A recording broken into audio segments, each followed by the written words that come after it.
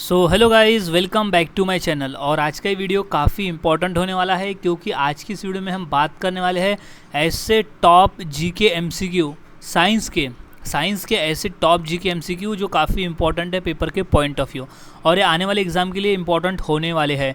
तो यहाँ सभी क्वेश्चन के आंसर आपको अच्छी तरह से याद में रख लेना है क्योंकि ये सभी क्वेश्चन एग्जाम में पूछे जा चुके, तो सभी क्वेश्चन इंपॉर्टेंट है। सो गाइज शुरू करते हैं आज के हमारे इस जीके स्टडी की। तो सबसे पहला प्रश्न है, जीव विज्ञान के जनक यानी फादर ऑफ बायोलॉजी के नाम से कौन जाने जाते हैं? सो सही जवाब इसका हो जाएगा ऑप्शन नंबर ए, अरस्तु। अरस्तु जीव विज्ञान के जनक यानी फादर ऑफ बायोलॉजी के नाम से जाने जाते हैं। अगला सवाल है, चिकित्सा शास्त्र का जनक किसे कहा जाता है? सो इसका सही जवाब है option number C, Hippocrates. Hippocrates को चिकित्सा शास्त्र का जनक कहा जाता है। अगला सवाल है, बॉटनी शब्द की उत्पत्ति किससे कहा जाता है? यानी बॉटनी शब्द की जो उत्पत्ति है उसने किसने किया है वो? सो सही जवाब है ऑप्शन नंबर डी, ग्रीक ने किया है बॉटनी शब्द की उत्पत्ति। नेक्स्ट क्वेश्चन है, फाइकोलॉजी में किसका अध्ययन किया जाता है? सो गाइस इसका सही जवाब हो जाएगा ऑप्शन नंबर ए, शैवाल का। फाइकोलॉजी में शैवाल का अध्ययन किया जाता है यानी स्टडी ऑफ शैवाल। नेक्स्ट क्वेश्चन है, फूलों के संवर्धन के विज्ञान को क्या कहते हैं? सो सही जवाब है ऑप्शन नंबर बी, फ्लोरीकल्चर। फूलों के संवर्धन को फ्लोरीकल्चर कहा जाता है। अगला सवाल है, पुष्पों का अध्ययन क्या कहलाता है? सो इसका सही जवाब है ऑप्शन नंबर ए, एंथोलॉजी। फूलों का अध्ययन कहलाता है एंथोलॉजी। इंपॉर्टेंट प्रश्न है, ये प्रश्न हाल ही में पेपर में पूछा जा चुका है, सो अच्छी तरह से इसे याद में रख लेना है। सो गाइस अब नेक्स्ट क्वेश्चन की बात करते हैं, स्पर्मोलॉजी में किसका अध्ययन होता है? सो इसका सही जवाब है ऑप्शन नंबर ए, बीज का। स्पर्मोलॉजी में बीज का अध्ययन होता है। अगला सवाल है, एग्रोस्टोलॉजी में किसका अध्ययन होता है? सो इसका सही जवाब है ऑप्शन नंबर सी, घासों का। एग्रोस्टोलॉजी में घासों का अध्ययन होता है। नेक्स्ट क्वेश्चन है, पीडोलॉजी में किसका अध्ययन किया जाता है? सो इसका सही जवाब हो जाएगा ऑप्शन नंबर बी, भूमि का। भूमि यानी जमीन का अध्ययन होता है पीडोलॉजी में। नेक्स्ट क्वेश्चन है, फलों का अध्ययन क्या कहलाता है? सो सही जवाब है ऑप्शन नंबर बी, पोमोलॉजी। फलों का अध्ययन को हम कहते हैं पोमोलॉजी। नेक्स्ट क्वेश्चन है, शहद का प्रमुख घटक कौन सा है? सो इसका सही जवाब हो जाएगा ऑप्शन नंबर डी, फ्रक्टोज। शहद का जो प्रमुख घटक है वो है फ्रक्टोज। अगला सवाल है, निम्नलिखित में से सर्वाधिक ऊर्जा कौन प्रदान करता है? सो सही जवाब इसका हो जाएगा ऑप्शन नंबर ए, कार्बोहाइड्रेट। कार्बोहाइड्रेट राइट जवाब इस सर्वाधिक ऊर्जा का जो उत्पादन है यानी जो प्रदान करता है वो कार्बोहाइड्रेट प्रदान करता है। अगला सवाल है, एथलीट को निम्न में से किससे जल्दी और ज़्यादा ऊर्जा मिलती है? सो इसका सही जवाब है ऑप्शन नंबर डी, कार्बोहाइड्रेट से। एथलीट को कार्बोहाइड्रेट से जल्दी और ज़्यादा ऊर्जा मिलती है। अगला सवाल है, प्रोटीन बनाने के लिए कितने एमिनो अम्ल आवश्यक होते हैं? सही जवाब है ऑप्शन नंबर सी, 20। प्रोटीन बनाने के लिए 20 एमिनो अम्ल आवश्यक होते हैं। अगला सवाल है, किसमें प्रोटीन नहीं पाया जाता है? सो दिए गए ऑप्शन में से सी, चावल। चावल में प्रोटीन नहीं पाया जाता है। अगला सवाल है, निम्नलिखित में से किसमें प्रोटीन का सबसे अधिक स्रोत पाया जाता है? सो इसका सही जवाब है ऑप्शन नंबर डी, सोयाबीन में। सोयाबीन में प्रोटीन की मात्रा सबसे अधिक होती है दिए गए ऑप्शन में से। अगला सवाल है, विटामिन शब्द किसने प्रतिपादित किया? सही जवाब है ऑप्शन नंबर सी, फंक ने। विटामिन शब्द जो है वो फंक ने प्रतिपादित किया। अगला सवाल है, निम्नलिखित में से किसे रक्षात्मक पदार्थ कहा जाता है? सो इसका सही जवाब है ऑप्शन नंबर ए विटामिन को। विटामिन को रक्षात्मक पदार्थ कहा जाता है। मोस्ट इम्पॉर्टेंट क्वेश्चन है, इसे अच्छी तरह से याद में रख लेना है। सो नेक्स्ट क्वेश्चन है, निम्नलिखित में से कौन विटामिन ए का सर्वोत्तम स्रोत है? सो इसका सही जवाब है ऑप्शन नंबर ए गाजर। गाजर विटामिन ए का सर्वोत्तम स्रोत है। अगला सवाल है, मानव शरीर में विटामिन ए कहाँ भंडारित होता है? सही जवाब है ऑप्शन नंबर यकृत में। मानव शरीर में विटामिन ए जो है वो यकृत में भंडारित होता है। नेक्स्ट क्वेश्चन है, विटामिन ई की कमी से कौन सा रोग फैलता है? सो इसका सही जवाब है ऑप्शन नंबर सी रतौंधी। विटामिन ए की कमी से रतौंधी नामक रोग फैलता है। नेक्स्ट क्वेश्चन है, विटामिन सी का सबसे उत्तम स्रोत कौन सा है दिए गए ऑप्शन में से? सो सही जवाब है ऑप्शन नंबर सी आंवला। आंवला विटामिन सी का सबसे उत्तम स्रोत है। नेक्स्ट क्वेश्चन है, मानव शरीर में रक्त का धक्का किस विटामिन से बनता है? सही जवाब है ऑप्शन नंबर ए विटामिन के से। मानव शरीर में जो विटामिन के है उससे शरीर में रक्त का धक्का बनता है। अगला सवाल है, दांतों में निम्नलिखित में से क्या होता है? गाइस सही जवाब है इसका option number B calcium. Calcium होता है दांतों में, जो कि कैल्शियम दांतों के लिए एक आवश्यक तत्व है जो दांतों को मजबूती प्रदान करता है। और हमारे हड्डियों के लिए भी कैल्शियम बहुत ही ज़रूरी है, क्योंकि वो हड्डियों को और दांतों को मजबूत बनाने का कार्य करता है।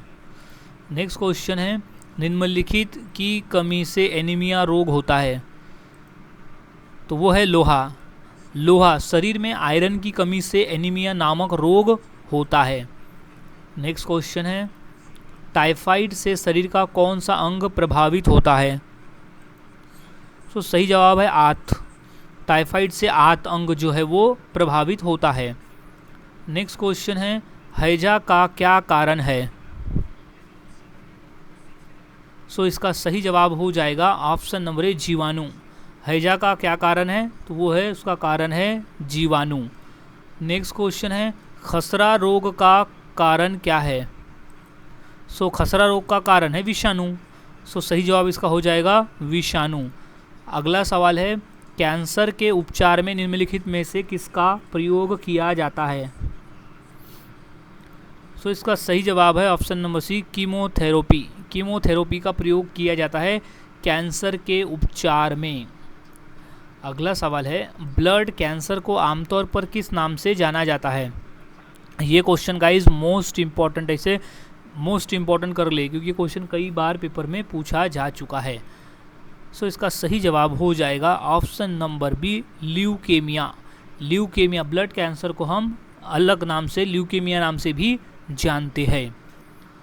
नेक्स्ट क्वेश्चन है, शरीर के किस अंग की खराबी से मधुमेह रोग का प्रकोप होता है?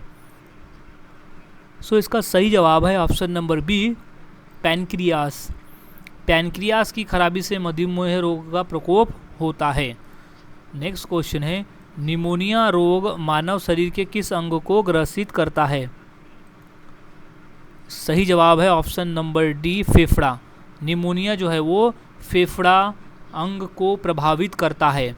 अगला सवाल है, पीलिया किसके संक्रमण के कारण होता है? सो इसका सही जवाब है ऑप्शन नंबर बी यकृत। पीलिया जो है वो यकृत संक्रमण के कारण होता है। नेक्स्ट क्वेश्चन है, शरीर के अंदर लोह की कमी से उत्पन्न होने वाला रोग कौन सा है? सो इसका सही जवाब है ऑप्शन नंबर सी रक्तहीनता। शरीर के अंदर लोह की कमी के कारण होता है रक्तहीनता, यानी खून में कमी। नेक्स्ट क्वेश्चन है, सनसाइन विटामिन किसे कहते हैं? तो सही जवाब है option number C vitamin D को। विटामिन डी को सनसाइन विटामिन कहा जाता है। क्वेश्चन इंपॉर्टेंट है क्योंकि क्वेश्चन 3 बार पेपर में आ चुका है। अगला सवाल है, निम्नलिखित में से कौन सा रोग रक्तदान द्वारा नहीं फैलता है? सो इसका राइट जवाब हो जाएगा ऑप्शन नंबर बी, टाइफाइड। दिए गए ऑप्शन में से टाइफाइड एक ऐसा रोग है जो कि रक्तदान द्वारा नहीं फैलता, जबकि हेपेटाइटिस, HIV और मलेरिया ये तीनों रोग जो है वो रक्तदान द्वारा फैलने वाले रोग है, जबकि टाइफाइड रक्तदान द्वारा नहीं फैलता है। नेक्स्ट क्वेश्चन है, मीना माता रोग का कारण क्या है? सो इसका सही जवाब है ऑप्शन नंबर ए, पारा। मीना माता रोग का कारण है पारा। अगला सवाल है, किस तत्व की कमी के कारण घेंगा रोग हो जाता है? सही जवाब है ऑप्शन सी, आयोडीन। आयोडीन की कमी के कारण घेंगा रोग हो जाता है। अगला सवाल है, निम्न में से किसकी कमी से रिकेट्स होता है? सो इसका सही जवाब है ऑप्शन नंबर ए, विटामिन डी की कमी से रिकेट्स होता है। अगला सवाल है, निम्न में से कौन सी प्रोटीन दूध में पाई जाती है? सो इसका सही जवाब है option number B, casein. Casein जो प्रोटीन है वो दूध में पाई जाती है। अगला सवाल है, स्कर्वी रोग किसकी कमी से होता है? सो इसका सही जवाब हो जाएगा option number D, vitamin C. Vitamin C की कमी की वजह से स्कर्वी नामक रोग होता है। नेक्स्ट क्वेश्चन है, चेचक के लिए टीके का आविष्कार किसने किया था? ये मोस्ट इम्पॉर्टेंट क्वेश्चन है। सो इसका सही जवाब है option number C, Edward Jenner. Edward Jenner नामक वैज्ञानिक ने चेचक के लिए टीके का आविष्कार किया था। नेक्स्ट क्वेश्चन, विटामिन ए की कमी के कारण होने वाला रोग कौन सा है? सो वो होता है नाइट ब्लाइंडनेस। विटामिन ए की कमी की वजह से होता है नाइट ब्लाइंडनेस। नेक्स्ट क्वेश्चन है, मानव गुर्दे में पथरी निम्नलिखित में से किसकी वजह से बनती है? सो वो है option number B, calcium oxalate. Calcium oxalate के वजह से बनती है मानव गुर्दे में पथरी। नेक्स्ट क्वेश्चन है, सरल गलगंड यानी घेंगा किसको प्रभावित करने वाली बीमारी है? तो वो करता है ऑप्शन नंबर डी, थायराइड ग्रंथि को। थायराइड ग्रंथि को प्रभावित करने वाली बीमारी होती है घेंगा। नेक्स्ट क्वेश्चन है, काली मौत यानी ब्लैक डेथ किसे कहते हैं? तो सही जवाब है option number B, plague. Plague को कहा जाता है काली मौत यानी ब्लैक डेथ। अगला सवाल है, पीलिया रोग किसे प्रभावित करता है? सो सही जवाब है ऑप्शन नंबर बी, यकृत को। पीलिया रोग जो है वो यकृत को प्रभावित करता है। नेक्स्ट क्वेश्चन है, मानव शरीर में लाल रक्त कण का निर्माण कहाँ होता है? तो सही जवाब है ऑप्शन नंबर डी, अस्थि मज्जा में। मानव शरीर में लाल रक्त कण का निर्माण होता है अस्थि मज्जा में। अगला सवाल है, मानव शरीर की सबसे बड़ी कोशिका कौन सी होती है? तो सही जवाब है ऑप्शन नंबर सी, तंत्रिका कोशिका। गाइज, मानव शरीर में सबसे बड़ी जो कोशिका होती है वो होती है तंत्रिका कोशिका। अगला सवाल है, मूत्र का पीला रंग किसकी मौजूदगी के कारण होता है?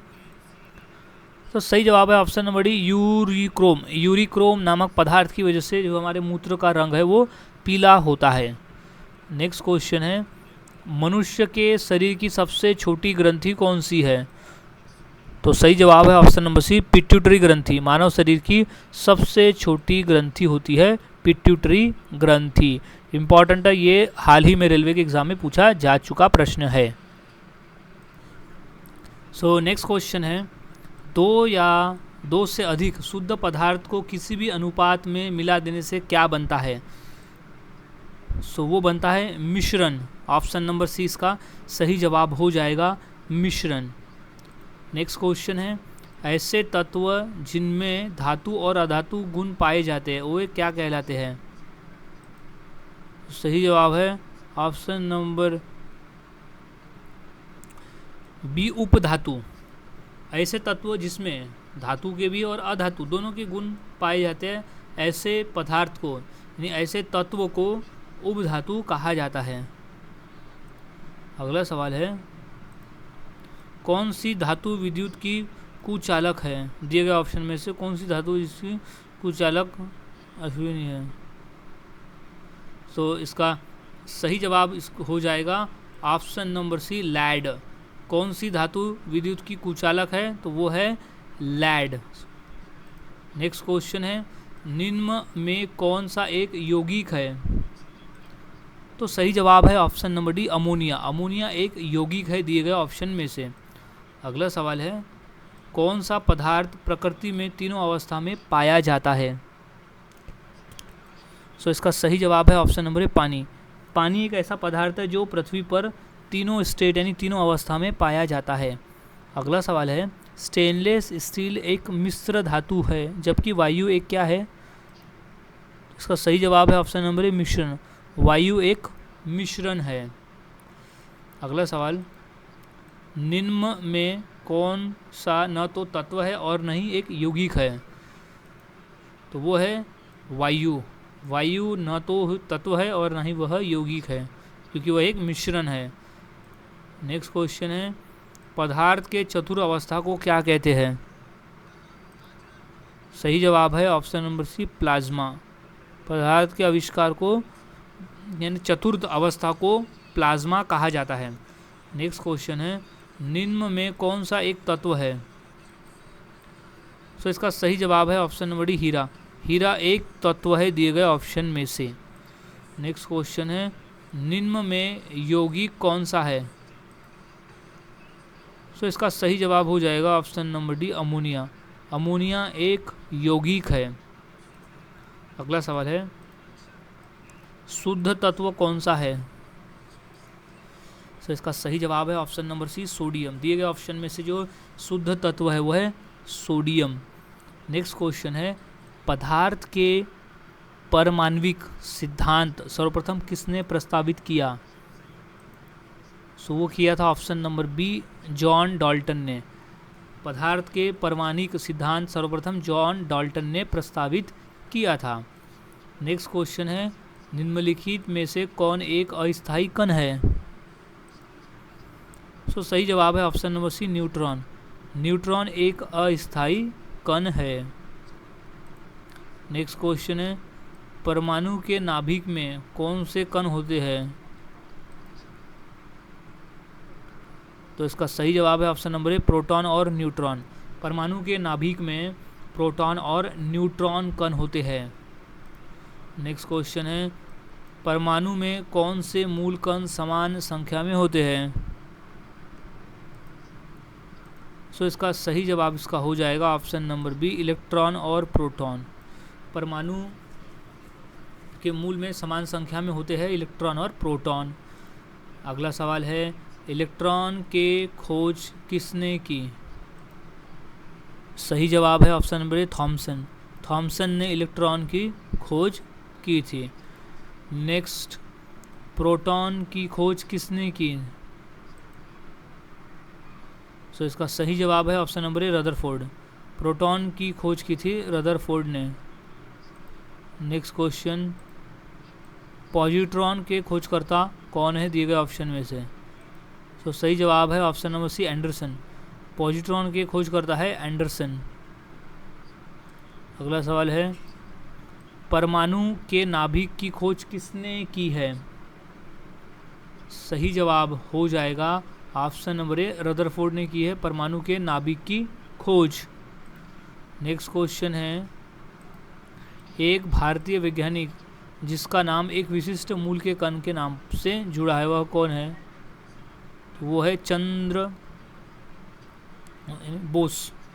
ऑप्शन नंबर बी सही जवाब हो जाएगा, बोस।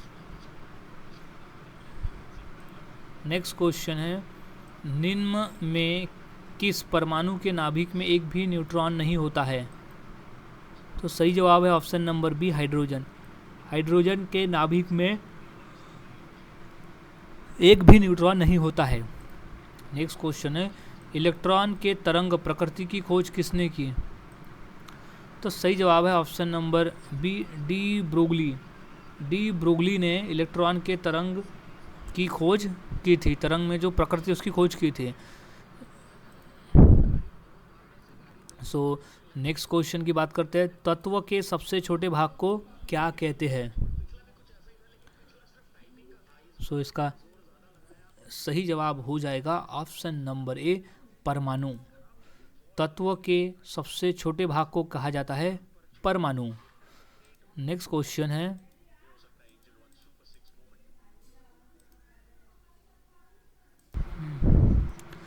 नेक्स्ट क्वेश्चन है, द्रव्यमान संख्या किसका योग होता है? इसका सही जवाब है ऑप्शन नंबर डी, प्रोटॉन और neutron. Proton plus neutron equal to द्रव्यमान संख्या। नेक्स्ट क्वेश्चन है, किसी तत्व के रासायनिक गुण किस पर निर्भर करते हैं? सही जवाब है ऑप्शन नंबर बी, परमाणु संख्या पर। रासायनिक गुण जो है वो परमाणु संख्या पर निर्भर करते हैं। अगला सवाल है, निम्न में कौन सा एक परमाणु भाग नहीं है? इसका सही जवाब है option number D, photon. Photon एक परमाणु भाग नहीं है। नेक्स्ट क्वेश्चन है, रेडियोधर्मिता की खोज किसने की थी? इसका सही जवाब है ऑप्शन नंबर बी, हेनरी बेक्वेरेल ने की थी रेडियोधर्मिता की खोज। अगला सवाल है, रेडियो सक्रियता किसका गुण है? सही जवाब है ऑप्शन नंबर डी, नाभिक का। रेडियो सक्रियता जो है वो नाभिक का गुण है। नेक्स्ट क्वेश्चन है, अल्फा और बीटा किरणों की खोज किसने की थी? सही जवाब है ऑप्शन नंबर सी, रदरफोर्ड ने। अल्फा और बीटा किरणों की खोज की थी रदरफोर्ड ने। नेक्स्ट क्वेश्चन है, अल्फा किरणें क्या है? इसका सही जवाब है option number B, He++ ion. He++ ion है अल्फा किरणें। अगला सवाल है, अल्फा किरणों में उपस्थित आवेश कौन से हैं? वो होते हैं ऑप्शन नंबर ए, 2 इकाई धन आवेश। अल्फा किरणों में उपस्थित होते हैं 2 इकाई धन आवेश। अगला सवाल है, बीटा किरणें बनी होती है किससे? वो बनी होती है ऑप्शन नंबर बी, ऋण आवेशित कणों से अल्फा बीटा किरणें बनी होती है। नेक्स्ट क्वेश्चन है, इलेक्ट्रॉन का समरूप क्या है? वो है बीटा कण। बीटा कण होता है इलेक्ट्रॉन का समरूप। अगला सवाल है, गामा किरणें किससे बनी होती है? इसका सही जवाब है ऑप्शन नंबर डी, विद्युत चुंबकीय तरंगे से बनी होती है। इसका सही जवाब इसका हो जाएगा, विद्युत चुंबकीय तरंगे गामा किरणें बनी होती है। नेक्स्ट क्वेश्चन है, निम्न में किस किरण की वेगन क्षमता सबसे अधिक होती है? इसका सही जवाब है ऑप्शन नंबर सी, गामा किरणें। गामा किरणें की जो वेगन क्षमता है वो सबसे अधिक होती है। अब नेक्स्ट क्वेश्चन है, निम्न में से किस किरण के आयन क्षमता सबसे अधिक होती है?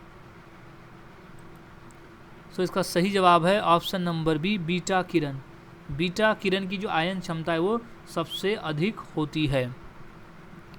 नेक्स्ट क्वेश्चन है, किस रेडियो एक्टिव तत्व का नाम उसके खोजकर्ता के देश के नाम पर रखा गया है? इसका सही जवाब है option number C, polonium. Polonium जो कि देश का नाम था पोलैंड, उसके खोजकर्ता का देश था पोलैंड, जिसने वो रेडियो एक्टिव तत्व की खोज की थी उसका नाम पोलोनियम रखा गया फिर। नेक्स्ट क्वेश्चन है, निम्न में कौन सा एक रेडियोधर्मी पदार्थ नहीं है? वो है option number C, aluminium. Aluminium जो है वो एक रेडियोधर्मी पदार्थ नहीं है। अगला सवाल है, रेडियो कार्बन डेटिंग से किसका निर्धारण होता है? इसका सही जवाब है ऑप्शन नंबर सी, जीवाश्म का।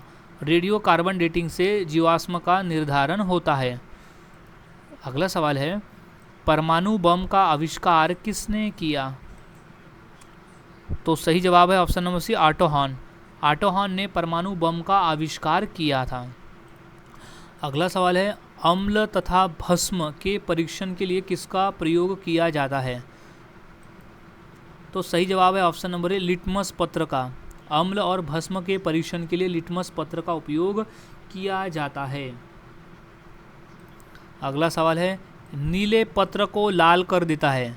नीले पत्र को लाल करता है अम्ल। अम्ल जो है वो नीले पत्र को लाल कर देता है। और लाल पत्र को नीला कर देता है वो होता है भस्म। सही जवाब ऑप्शन नंबर 20 का हो जाएगा भस्म। भस्म जो है वो लाल पत्र को नीला कर देने, लाल लिटमस पत्र को नीला कर देता है। अगला सवाल है, जल में घुलनशील भस्म को क्या कहते हैं? तो उसे कहते हैं ऑप्शन नंबर बी क्षार। जल में घुलनशील भस्म को क्षार कहा जाता है। अगला सवाल है, सभी अम्ल जल में घुलकर क्या प्रदान करते हैं? तो सही जवाब है option number B H+ ion. सभी अम्ल जल में घुलकर H+ यानी H+ आयन प्रदान करते हैं। नेक्स्ट क्वेश्चन है, भस्मों का स्वाद कैसा होता है? तो वो खारा होता है। भस्मों का स्वाद जो है वो खारा होता है। अगला सवाल है, अम्लीय घोल का pH मान कितना होता है? तो वो होता है ऑप्शन नंबर बी 7 से कम। अम्लीय घोल का pH मान होता है 7 से कम। नेक्स्ट क्वेश्चन है, अब क्षार का pH मान कितना होता है? तो क्षार का pH मान होता है 7 से अधिक। ये डिफरेंस याद में रखना है, 7 से अधिक होता है क्षार का घोल। अगला सवाल है, उदासीन घोल का pH मान कितना होता है? इसका सही जवाब हो जाएगा ऑप्शन नंबर ए 7। उदासीन यानी न्यूट्रल, उसका pH मान हो जाएगा 7। अगला सवाल है, सभी अम्ल धातुओं से क्रिया करके कौन से गैस निकालते हैं?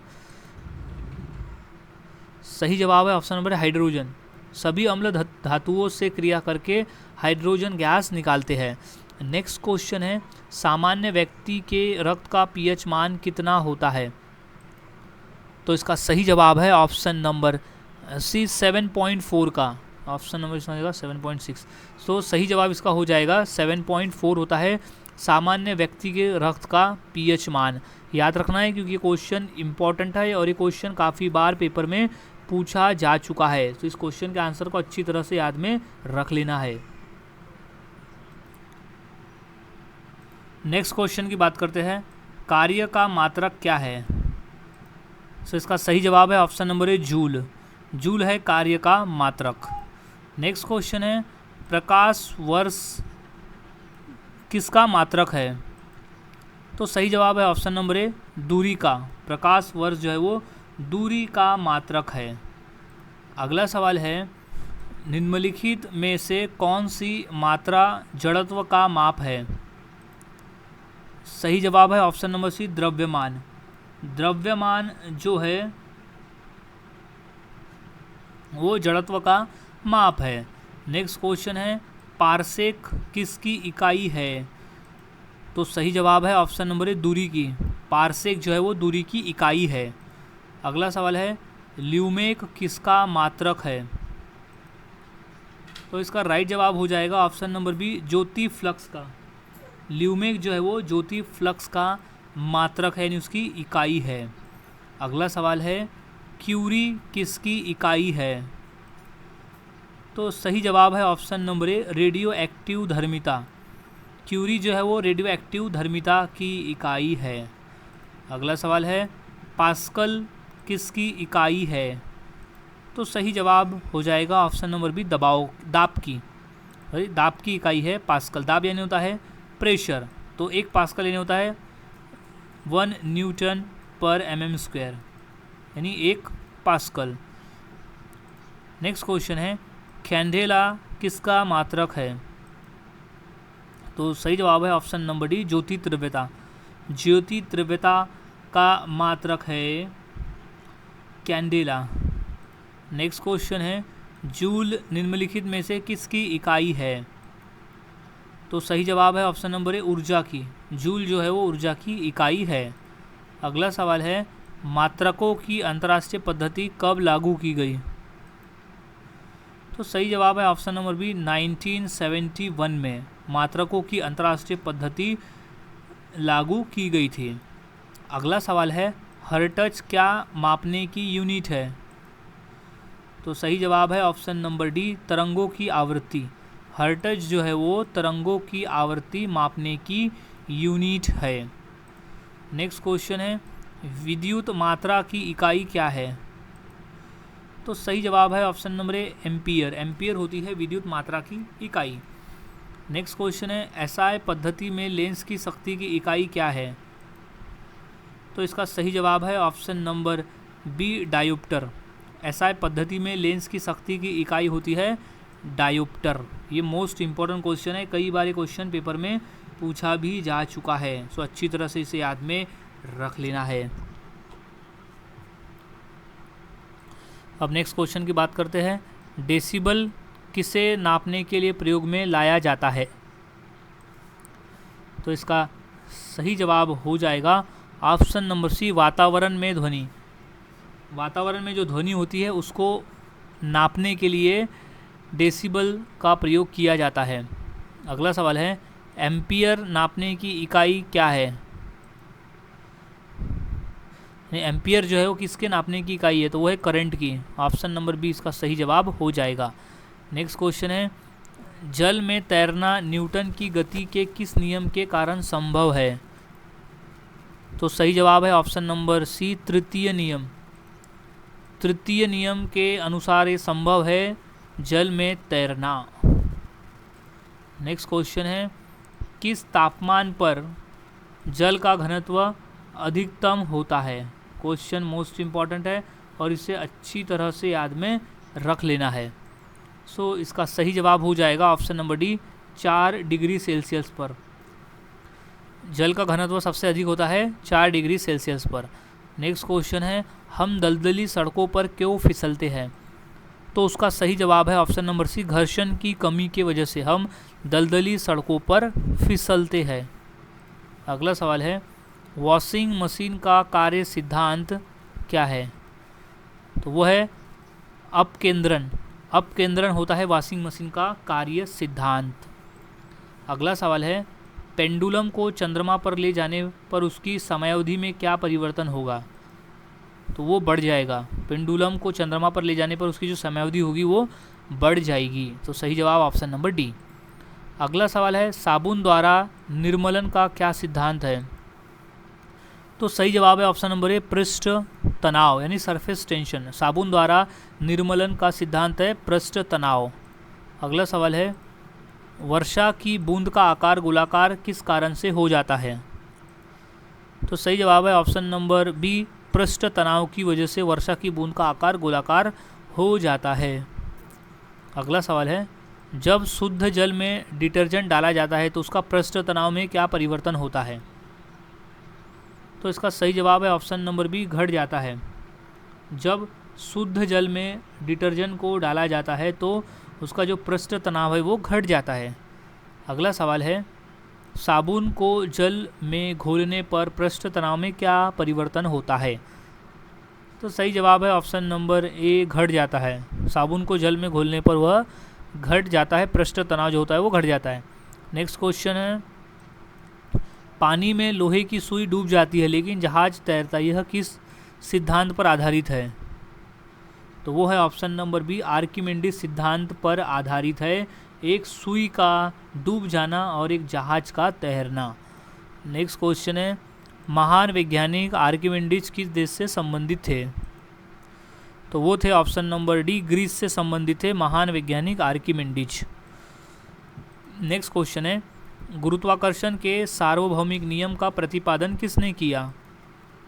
सही जवाब है ऑप्शन नंबर ए, न्यूटन ने किया था। गुरुत्वाकर्षण के सार्वभौमिक नियम का प्रतिपादन न्यूटन ने किया। नेक्स्ट क्वेश्चन है घड़ी के स्प्रिंग में भंडारित ऊर्जा कौन सी होती है? तो वो है ऑप्शन नंबर बी, स्थितिज ऊर्जा। घड़ी के स्प्रिंग में भंडारित होती है स्थितिज ऊर्जा। अगला सवाल है दूध से मक्खन निकाल लेने पर दूध में क्या प्रभाव पड़ता है? तो सही जवाब है ऑप्शन नंबर ए, दूध का घनत्व बढ़ता है। दूध का घनत्व बढ़ जाता है दूध से मक्खन निकालने पर। अगला सवाल है इस्पात के गोले में पदार्थ की मात्रा उसका क्या होती है? तो उसका होता है द्रव्यमान। ऑप्शन नंबर बी इसका सही जवाब हो जाएगा। नेक्स्ट क्वेश्चन है वस्तु को गर्म करने पर उसके अणुओं में क्या प्रभाव पड़ता है? तो उसकी जो चाल है वो बढ़ जाएगी। ऑप्शन नंबर इसका सही जवाब हो जाएगा। वस्तु को गर्म करने पर उसकी जो चाल है वो बढ़ जाएगी।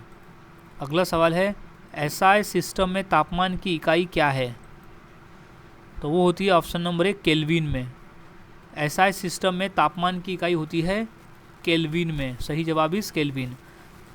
अगला सवाल है, इनमें से कौन ऊष्मा का मात्रक नहीं है? तो सही जवाब है option number D, degree Celsius. Degree Celsius जो है वो ऊष्मा का मात्रक नहीं है। अगला सवाल है, 1 किलो कैलोरी ऊष्मा का मान कितना होता है? 1 किलो कैलोरी ऊष्मा का मान होता है 4.2 इंटू 10 का पावर 3 जूल। 4.2 इंटू 10 का पावर 3 जूल होता है 1 किलो कैलोरी ऊष्मा का मान। अगला सवाल है, बर्फ़ पर दाब बढ़ाने से उसका गलनांक में क्या फ़र्क आएगा? तो वो घट जाएगा। बर्फ़ पर दाब बढ़ाने से उसका गलनांक जो है वो घट जाएगा। नेक्स्ट क्वेश्चन है, विकिरण पायरोमीटर से कितना तापक्रम नापा जाता है? तो सही जवाब है option number D, 800 degree Celsius से ऊपर। विकिरण पायरोमीटर से 800 डिग्री सेल्सियस के ऊपर तापक्रम नापा जाता है। नेक्स्ट क्वेश्चन है, निम्नलिखित तापमापियों में से किसे पायरोमीटर कहा जाता है? तो इसका सही जवाब है ऑप्शन नंबर बी, विकिरण तापमापी। विकिरण तापमापी को तापमापियों का पायरोमीटर कहा जाता है। अगला सवाल है, ताप के सेल्सियस पैमानों पर परम शून्य ताप कितना होता है? सही जवाब है option number D, -273 degree Celsius. -273 degree Celsius. Next question है, केल्विन मान से मानव शरीर का सामान्य तापमान कितना होता है? तो सही जवाब है ऑप्शन नंबर डी, 310। केल्विन मान से मानव शरीर का सामान्य ताप होता है 310। अगला सवाल है, न्यूनतम संभव तापमान कितना होता है? तो इसका सही जवाब है ऑप्शन नंबर ए, -273 डिग्री सेल्सियस। न्यूनतम संभव तापमान है -273 डिग्री सेल्सियस। नेक्स्ट क्वेश्चन है, निम्नलिखित में से कौन ऊष्मा का सर्वोत्तम चालक है? तो इसका सही जवाब है ऑप्शन नंबर बी, पारा। पारा जो है वो ऊष्मा का सर्वोत्तम चालक है। अगला सवाल है, निम्नलिखित में कौन ऊष्मा का सबसे अच्छा सुचालक है? तो सही जवाब है ऑप्शन नंबर सी, समुद्र का पानी। समुद्र का पानी जो है वो ऊष्मा का सबसे अच्छा सुचालक है। अगला सवाल है, थर्मल फ्लास्क के आविष्कारक कौन है? तो सही जवाब है ऑप्शन नंबर ए, डीवार। डीवार जो है वो थर्मल फ्लास्क के आविष्कारक है। अगला सवाल है, द्रव से वाष्प में पदार्थ की अवस्था को परिवर्तन को क्या कहते हैं? सो उसे कहा जाता है वाष्पन। द्रव से वाष्प में पदार्थ के अवस्था को परिवर्तन होने पर, यानी अगर वो द्रव से गैस में परिवर्तन होता है तो उसे वाष्पन कहा जाता है। अगला सवाल है, ठोस से द्रव में पदार्थ की अवस्था के परिवर्तन को क्या कहते हैं? यानी ठोस से अगर वो द्रव में परिवर्तन होता है तो उसे कहते हैं गलन, यानी उसे गलन कहा जाता है। नेक्स्ट क्वेश्चन है, किस द्रव का वाष्पीकरण होने से उसका तापमान, यानी किसी द्रव का वाष्पीकरण होने से उसका तापमान में क्या फ़र्क पड़ेगा? तो वो घटेगा। अगर कोई द्रव का वाष्पीकरण होता है तो उसका जो तापमान है वो घटता है। नेक्स्ट क्वेश्चन है, ठोस कपूर से कपूर वाष्प बनने की प्रक्रिया को क्या कहते हैं? तो कहते हैं ऊर्ध्वपातन। ऊर्ध्वपातन कहा जाता है ठोस कपूर से गैस में, यानी कपूर ठोस में रहता है फिर उसका डायरेक्ट जो रूपांतरण हो जाता है वो गैस में हो जाता है। अगला सवाल है, ध्वनि का तत्व किस पर निर्भर करता है? तो सही जवाब है ऑप्शन नंबर ए, आवृत्ति पर निर्भर करता है ध्वनि का तत्व। नेक्स्ट क्वेश्चन है, ध्वनि या ध्वनि प्रदूषण किस में मापा जाता है? सही जवाब है ऑप्शन नंबर सी, डेसिबल में। डेसिबल में मापा जाता है ध्वनि व ध्वनि का प्रदूषण। नेक्स्ट क्वेश्चन है, निम्न में से किसके द्वारा सबसे अधिक ध्वनि प्रदूषण होता है? तो वो होता है हवाई जहाज़ की उड़ान भरना। जब हवाई जहाज़ उड़ान भरता है तो उसकी वजह से ध्वनि प्रदूषण सबसे ज़्यादा होता है दिए गए ऑप्शन में से। सो गाइज, आज की इस वीडियो में हमने ऐसे 150 क्वेश्चन देखे जो कि साइंस पर आधारित है और ये सभी क्वेश्चन इंपॉर्टेंट है पेपर के पॉइंट ऑफ व्यू। तो सभी क्वेश्चंस के आंसर को आपको अच्छी तरह से याद में रख लेना है क्योंकि ये सभी क्वेश्चन पेपर में पूछे जा चुके हैं। सो मिलता हूँ ऐसे ही और नए जीके क्वेश्चंस के साथ अगली वीडियो में। तब तक के लिए चैनल के साथ बने रहे, वीडियोज़ को देखते रहे और इसी तरह से रोज़ाना जीके की प्रैक्टिस करते रहे।